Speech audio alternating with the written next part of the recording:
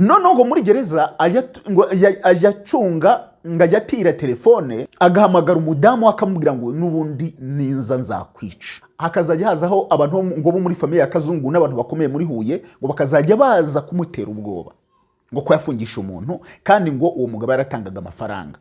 None ngo ikibabaje ku bantu bo muri Huye uwambwiraga nuko ngo abo bantu bari batabwe muri force yaho ngaho muri danger muri iyo nzu ntabwo ngo bigeze babakuramo. Akaba ngo yarafite ngahantu bitaga muri danger ngo impamvu nyubako bayitaga danger ngo nuko haberagamo ubwicanyi bukomeye. Urumva umuntu atanze ubuhamya avuga ati Kazungu amubwira kazanyica, none ahubwo inzego zo mu gace zikazayiziza kumubwira ati wafungishe Kazungu araduhaga amafaranga. Urumva nabyo ni ikibazo giteye ubwoba.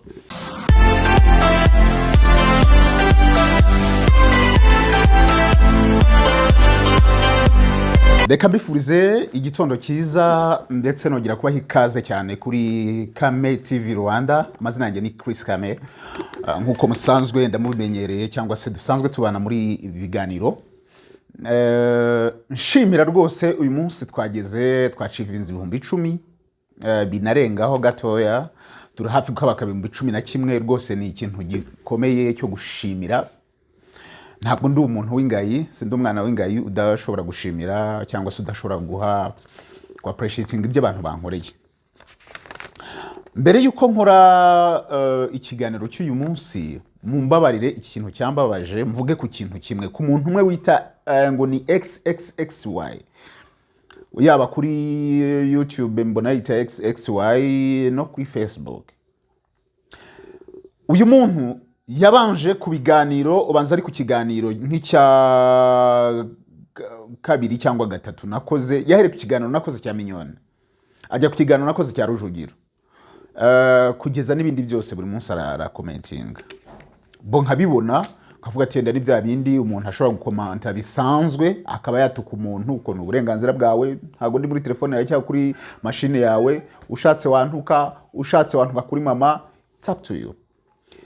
Ariko noneho yaje kugera ku kiganiro nakozemo ubusesenguzi mvuga ku mucamanza mu gace ubundi abantu bumvise. Hari abantu yenda bamwe banagiye babyumva mu buryo bumwe bakumva uko nafashe uvuze ngo umucamanza muri kariya gace ka mbere nuko ngo ngiye nkora ikiganiro ngakatamo utuntu nkadushyira muri introduction. Ntago bavuga ngo birabya introduction kugira ngo byumve neza bisaba kumva ikiganiro, kuko na gace nyine banashyizemo iriya nanga itaraza mu birabya byose bara introduction n'utuntu banagiye nkata two mu kiganiro. Ariko then bisaba ko ni nk'agace gato ni nkuko ufata ijambo rimwe ukarikura mu nteruro, so bisaba rero ko ubyumva kugira ngo wumve iyo nteruro yose.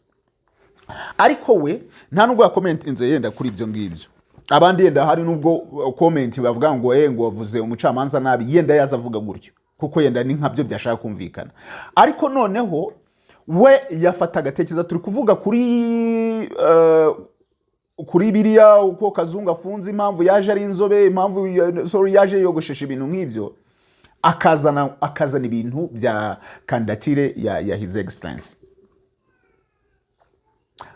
Akantuka kugeza ubwo afashe nimero yanjye aza kuri WhatsApp, arantuka rwose, arantuka biteye ubwo, message n'ama voice notes. Ikibabaje ni igitsina gore, niba ari umukobwa niba ari umumama simbizi. Akoresha namba iherwa na +333 n'ibindi, sinza ruwahe. Rero wa mubyeyi we cyangwa se wa mukobwa we cyangwa se wa mugabo niba wanahindujwe ntabyo nzi. Nta muntu numwe nkorera muri itangazamakuru cyane cyane ibiganiro biri hano n'ubusesenguzi bwanjye n'amakuru mba nashatse, ariko ngashyiramo n'ubusesenguzi bwanjye. Iyi si channel y'amakuru cyane juste ntabwo navuga ngo ni ikinyamakuru, ni blog, ni ibyanjye nshaka amakuru nkakoraho n'ubusesenguzi n'amakuru bucukumbuzi n'ubusesenguzi. Rimwe na rimwe umuntu ashobora kugwa amakuru gahisha umutangabuhamya cyangwa se ukagira gute. Rero kuza hano ushobora kuba ufite intambara uri kurwana kurwaye ruhande, ngewe ndi gukorera igihugu cyanjye, kumbwira ngo kandidatire ngo iki ibintu byinshi yenda adashobora gusubiramo, nta muntu utazi ni ibintu biri viro. His Excellency yavuze ko ari umukandida muri 2024. Niyo atari kubivuga abanyarwanda bari kubimusaba. Niba rero umbwira ngo ndimo kwamamaza ahubwo nuko yenda na rally itari yatangira, ariko ntekereza ko no kuvuga ngo zamutora cyangwa se kwa appreciatinga ntabwo ntekereza ko ari ikibazo. Niba ahubwo ubona ko kandidatire musaza ari ikibazo, ufite ikibazo. Singututse ariko ushobora kuba ufite ikibazo. So niba uvuga ngo ntazajya mvuga His Excellency, sinzi nande wavuze ngo nise Madame Jeannette Kagame mwita umubyeyi w'igihugu, none se niki?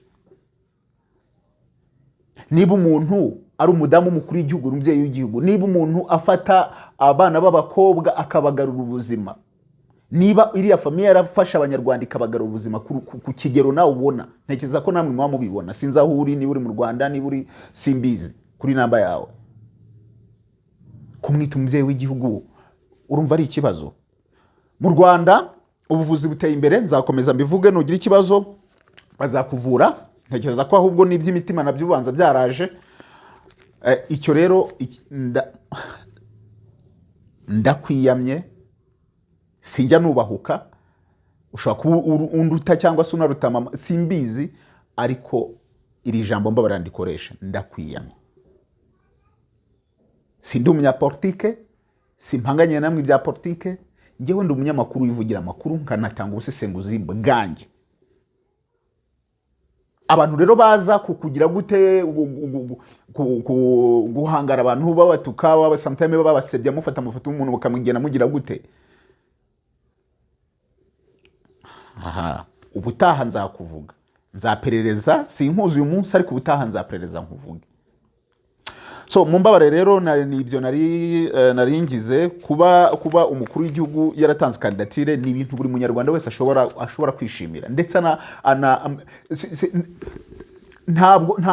ntabwo iyo anabyanga twari kubimusaba, kuko twahinduye itegeko nshinga, kuko twari tumukeneye. Ariko uraho ugize gute ukaza gutuka abantu. So uyu munsi mumbabare yenda nari ngize kuri ibyo ngibyo. Uyu munsi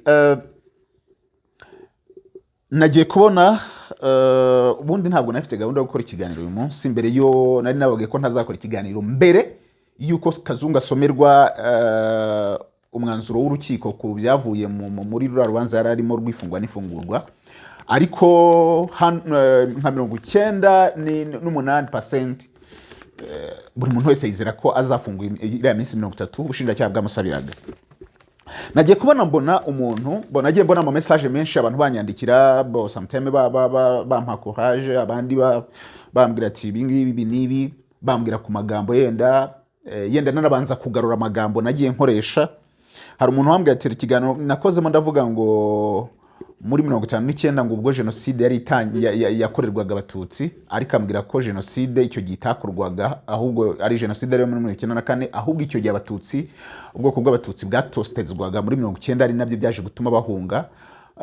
Nyuma hakaza kubaho abacunguzi, ari nabo baje kubohora igihugu muri 1994. Iryo jambo banza narakoresheje ngo ubwo bakorerwaga jenoside, numva nshobora kuba narabyibeshyeho, sinzi niba urumva sinari impari, ariko yenda nabyibeshyeho. Umuntu ashobora kunyerera ku ijambo. Icyo gihe yenda hari baratotezwaga kugeza ubwo baje guhunga. Ikindi bambwiye nakoresheje nuko ngo navuze ko Kazungu afungiye muri kasho ya VIP. Bambwira ko nta kasho ya VIP baho, ahubwo ashobora kuba afunze mu buryo butandukanye bitewe nuko baba bakeneye sekirite y'umuntu. Muharana babwiye nyine bigasaba ko haba hari sekirite, kuko muri kasho zisanzwe umuntu ashobora gutoroka, ashobora kugira gute, ariko hari ku kigero cyo kucika kiba kiri 0%.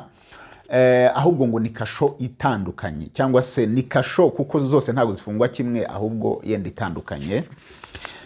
Ibyo nabyo. Ikindi bambwiye ni nk'amagambo nkangahe, ariko hari ubwo umuntu anyerera ku ijambo, bibaho. Ababibonye cyangwa se abo byagizeho ingaruka, ndiseguye, ndaretiriye ayo magambo. rero nagiye kubona mbona umuntu aranyandikiye muri babandi bagenda hari message zimpakoraje hari niziza ziduha amakuru. Burya iyo umuntu akora ashyiraho nimero kuri ya bari kugira ngo umuntu amuha amakuru mu updating amubwira ati say amakuru rayazi, umuntu akaba yakora iperereza akarabaza n'inzego akumva ko ibyo bintu koko ari byo. Hari umuntu wanyandikiye arambwira ati ngewe ntuye mu karere ka Huye umurenge wa Tumba. Arambwira ati Kazungu uburya bwicanyi bwe bufita busa cyangwa se bwanyibukije ati byabaye muri 2021. Ati nanone n'umuntu witwaga Kazungu. Ati nge nashatse no kubahuza ntekereza ko yenda badahuye ibyabo sinzi, ariko bose bitwa bakazungu. Ariko izina Kazungu urumva bakazungu bamaze kuba batatu. Kazungu uyu nguyu nyine turi kuvuga, hari Kazungu wishe umugore we Kimisagara, hari no Kazungu. Uwo Kazungu ngo yarafite umugore babanaga Itumba, ariko Kazungu akaba arakoraga business yo gucuruza ngo yo gukora inzoga z'ibikwangwari. Sinzi zarizo ariko bambwiye ko ari inzoga z'ibikwangwari. Izo nzoga z'ibikwangwari akaba ngo yarafite ngahantu bitaga muri Danje, ngo ni inyubako bakoreragamo bananyweramo banazicururizamo kitwaga Danje. Ngo impamvu inyubako bayitaga Danje ngo nuko haberagamo ubwicanyi bukomeye. Yatangiye gukora ibyo bintu muri 2005 kugeza muri 2021. Noneho ngo aho hantu nyine abantu bose bari bahazi hitwaga Danje. Ngo haberaga ubwicanyi bukomeye, ngo akagenda akambura abantu amafaranga, waba waje ufite amafaranga akayakwambura, noneho ngo akagutaba muri fosse yari muri iyo nzu, ariko noneho ngo akarenzaho umucanga. Ni abutanga buhamya, no mutanga buhamya yabimpaye kuri WhatsApp.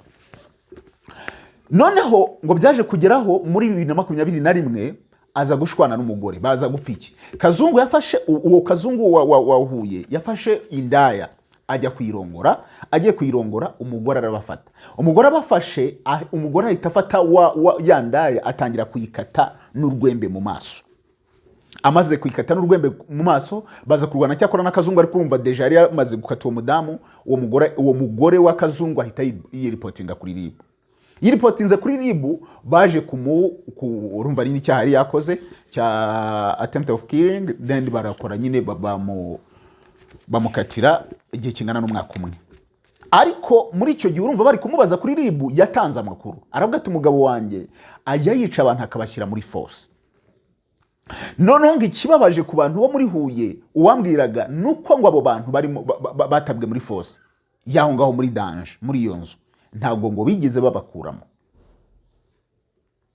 Ni nayo mpamvu nkoze inkuru yenda no kugira ngo inzego zibirebe no gutabariza abo bantu, ngo ntabwo bigeze babakuramo. Mutanga wamya wampaga ayo makuru. Noneho Kazungu ngo nuko byahakurikiranyweho ngo arimo gutoteza niki, ariko ubu ngubu abarafunze nawe baje kumufunga ngafungiye muri gereza ya Karubanda.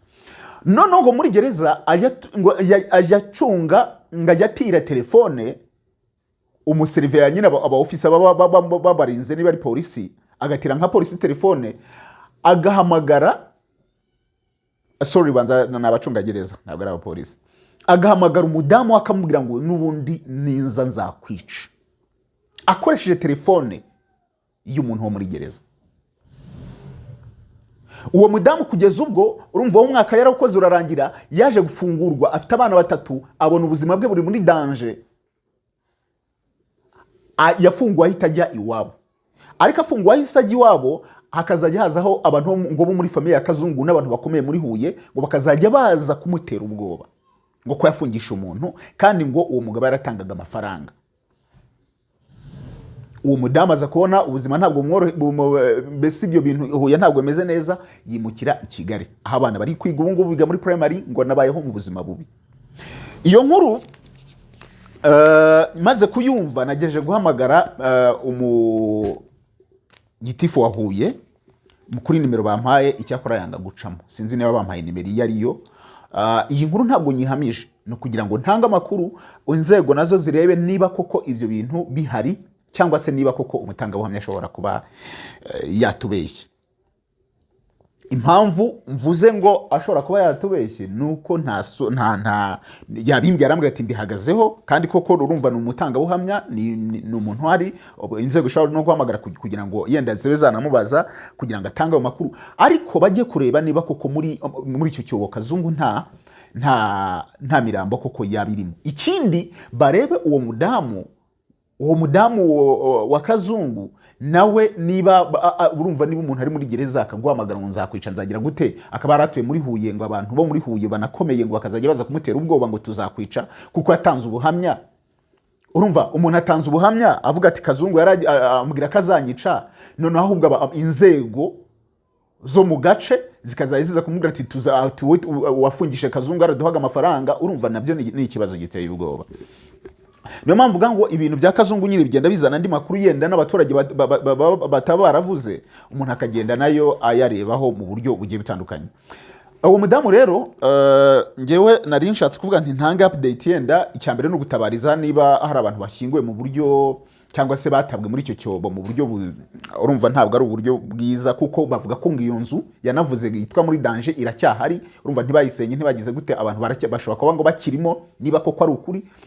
Icyo mbikoreye bwa mbere mu gihe ntarabona uwo mudamu, kuko bari kunshakira nimero ye wayimpaye, ntabwo ari uwo mudamu wampaye amakuru, ntabwo ari uwo mudamu, ariko yambwiye ko aza gushaka uwo mudamu ngo ashobora kuba nta na telefone afite ku buryo yazamubona nkazagenda tugakorana ikiganiro. No kugira ngo mbe ntabariza babe bareba niba kuko muri iyo nzu bita danger y'uwo Kazungu ngo yakoreragamo mu murenge wa Tumba. Iyo kesi irazwi cyane, birayizi n'abantu barayizi ko nyine uwo mudamu wakatakase indaya, abantu barayizi ku buryo bazijya kureba koko niba hari imibiri yaba ikirimo nayo bakaba bayikuramo, bakaba bayishyingura mu buryo bwiza, ndetse na ba nyirayo nyine bakaba bashyingura abantu mu buryo bw'icyubahiro. Ariko nanone uwo mudamu nzakorana nawe ikiganiro kugira ngo nawe atubwire koko niba ibyo bintu koko ari ukuri, niba hari n'abantu bajya bamutera ubwoba ku buryo nabo urumva niba umuntu aterwa ubwoba. Mu Rwanda ni igihugu kiri cy'amahoro, mu Rwanda ni igihugu kigendera ku mategeko, mu Rwanda ni igihugu buri muntu wese yifuza kuba yaturamo, ku buryo nawe yahabwa umutekano cyangwa se yakurikiranwa ku buryo yenda nta kibazo urumva n'ibintu bimenyekanye mbere akabivuga mbere, ku buryo nta kindi kibazo cyazaba cyamujyaho. Yego, amazina yanjye ni Chris Kame, yari nka update cyangwa se kuba umuntu yatanga impuruza. Burya rero baravuga ngo baravuga ngo ntandi urivugira ubusa, ariko nanone bira mu banyamakuru habamwe ikintu uvuga ngo bivugwa, niyo bivugwa ubwayo ni amakuru, kuko bituma umuntu ayurura agashaka andi makuru. Ni update nashaka gutanga, ariko nanone narinje cyane kuri iyi kamera niya mu muntu, uwo muntu witwa X. Rwose abantu niba muri abaheza nguni ndabiyamye nkora akazi kanjye, namwe sinza akanyu, ntabwo turi muri line imwe, sinje sintukana namwe, singira gute, nkora amakuru n'ubusesenguzi. Ntabwo nigize nkuvuga mu izina cyangwa ngo nkwemvedinge muri privacy yawe, ariko niba ujyaho ugahangara umukuru w'igihugu cyangwa se nanjye ukambwira ngo kuko navuze kuri kandidatire umukuru w'igihugu nyose ushaka tugutore wowe, niba munafite ikibazo umva, buri munyarwanda wese aba yifuza ko his excellency yatuyora ubuzima bwe bwose. Niba unafite ikibazo rwose nuremba leta irahari zakuvuza, tugira mituwele, uzajya tuzakwitaho rwose, nupfa tuzagushyingura nta kibazo, ariko ibyo bintu bigabanye. Bikomeza nzagushyira ku karubanda. Ntabwo nshyira abantu ku karubanda ngewe mvuge ngo kanaka ngo ngize kanaka ko ufite ibyawe uri gukina binakureba ngewe ntazi, ariko nukomeza nzakora iperereza nkumenye ngushyire hanze. Murakoze, mbifurije icyumweru cyiza.